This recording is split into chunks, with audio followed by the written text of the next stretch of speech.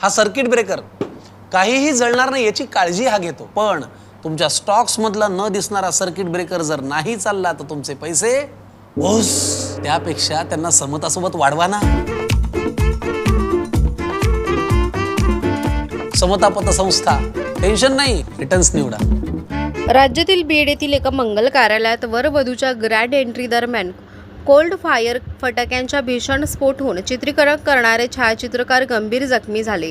या दुर्घटनेत त्यांचे लाखो रुपयांचे महागडे कॅमेरे व इतर साहित्य जळून खाक झाले. या घटनेच्या पार्श्वभूमीवर भविष्यात अशा दुर्घटना टाळण्यासाठी कोपरगाव छायाचित्रकार संघटनेचे प्रशासनाकडे विविध सुरक्षा उपाययोजना राबवण्याची मागणी केली आहे. या संदर्भातील निवेदन नायब तहसीलदार प्रफुल्लिता सातपुते आणि पोलीस निरीक्षक संदीप कोळी यांना देण्यात आले. संघटनेने दिलेल्या निवेदनात कोल्ड फायरच्या वापरासाठी पूर्व परवानगी बंधनकारक करणे, प्रशिक्षित व परवानाधारक व्यक्तींमार्फतच त्यांचा वापर करणे, स्टेजवर सुरक्षित अंतर राखणे, प्रामाणिक दर्जाचे साहित्य वापरणे तसेच प्रत्येक मंगल कार्यालयात अग्निशामक यंत्रणा उपलब्ध ठेवणे आदी मागण्या करण्यात आल्या आहेत. निवेदनात नमूद करण्यात आले की अनेक ठिकाणी कोल्ड फायर हाताळणाऱ्या व्यक्तींना पुरेसे प्रशिक्षण नसते, तसेच काही मंगल कार्यालयांमध्ये आवश्यक सुरक्षा साधने आणि संरक्षण यंत्रणांचा अभाव असल्याचे अपघाताचा धोका वाढतो. कोपरगाव शहर व तालुक्यातही यापूर्वीही अशा स्वरूपाच्या अपवादात्मक घटना घडल्याचे संघटनेने प्रशासनाच्या निदर्शनास आणून दिले. याशिवाय कार्यक्रमानंतर उर्वरित कोल्ड फायर साहित्याची सुरक्षित व नियमानुसार विल्हेवाट लावण्याची मागणीही करण्यात आली आहे. अन्यथा लहान मुले अशा साहित्याशी खेळल्यास मोठी दुर्घटना घडू शकते आणि जीवितहानीची शक्यता निर्माण होऊ शकते, असे संघटनेने म्हटले आहे. भविष्यात अशा घटना टाळण्यासाठी प्रशिक्षित कोल्ड फायर ऑपरेटर, आवश्यक सुरक्षित साधने आणि प्रभावी नियमावली लागू करण्याची गरज असल्याचे संघटनेने स्पष्ट केले. तसेच छायाचित्रकार मंगल कार्यालयात व्यवस्थापन आणि संबंधित व्यावसायिकांनी योग्य ती खबरदारी घेऊनच कोल्ड फायर फटाके व तत्सम साहित्याचा वापर करावा, असे आवाहन करण्यात आले. यावेळी ज्येष्ठ छायाचित्रकार SP कुलकर्णी, संजय आहेर, हेमचंद्र भवर, प्रवीण आभाळे, अरुण कदम, महेश नाईक, सागर पवार, अजय बागडे, शेख अमीन रसूल, योगेश डोके, गणपत देवकर आदी उपस्थित होते. कोपरगाव एक्सप्रेस न्यूजसाठी सुनील ससाने, कोपरगाव. नमस्कार. आज कोपरगाव छायाचित्रकार संघटनेच्या वतीने कोपरगाव तहसील यांना निवेदन देण्यात आलं. बीड येथे मंगल कार्यालयात कोल्ड फायरचा जो स्फोट झाला, छायाचित्रकार जखमी झाले, 5 लाखाच्या कॅमेऱ्याचं नुकसान झालं. तर अशा घटना कोपरगाव शहरात पण घडलेल्या आहे, पण त्याचा काय जेव्हा झाला नाही. पण कोल्ड फायरवाले अप्रशिक्षित आहेत, त्यांना कोणत्याही प्रकारचं प्रशिक्षण नाही, सुरक्षा नाही, संरक्षण नाही. म्हणून मग अशी दुर्घटना घडू नये. लहान कोल्ड फायर कार्यक्रम झाल्यानंतर कोल्ड फायरवाले ती वस्तू कार्यालयातच एका बाजूला टाकतात. लहान मुलं त्या वस्तू वरवर खेळत वाचतात. तर कोणाचा पण हे घातक आहे जीवाला, लहान मुलांच्या, छायाचित्रकारांच्या.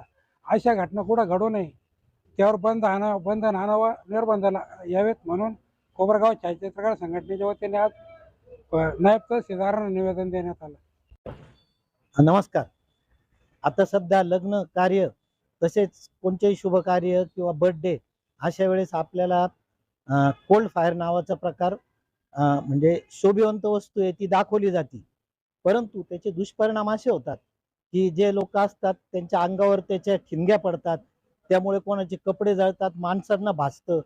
अशी हे सध्या प्रकार खूप वाढलेला आहे. काही फोटोग्राफर बंधू आहे आमचे, ते याच्यामध्ये भाजलेले आहेत. तसेच नवरदेव नवरी यांचे शालू किंवा नवरदेवाचे भारी सूट हे सुद्धा पेटलेले आहेत. तर आमचं म्हणजे सर्व फोटोग्राफर व म्हणजे हे वार्ताहर या सगळ्यांचं म्हणणं असं आहे की हे कोल्ड फायर नावाचा प्रकार आहे तो प्रशिक्षित माणसांकडून सादरीकरण त्याचं केलं जावं. काय होतं, अशिक्षित लोक असतात, ते कोल्ड फायरचा व्यवसाय करतात, त्याचे दुष्परिणाम जे आयोजक असतात त्यांना भोगावे लागतात. म्हणजे ते उडाल्यानंतर त्याचं जे वेस्टेज असतं ते सुद्धा लहान मुलांच्या हातात, कुणी लहान मुलं लग्न कार्यात खेळत असतात, ते त्याचा वापर करतात, त्याच्यामुळे त्याचे गंभीर परिणाम होतात.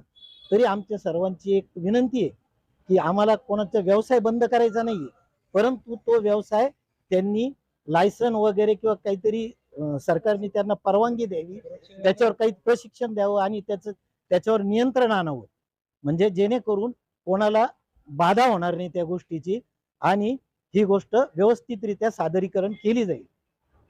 जे आयोजक असतात त्यांना काय आवाहन करणार आहे?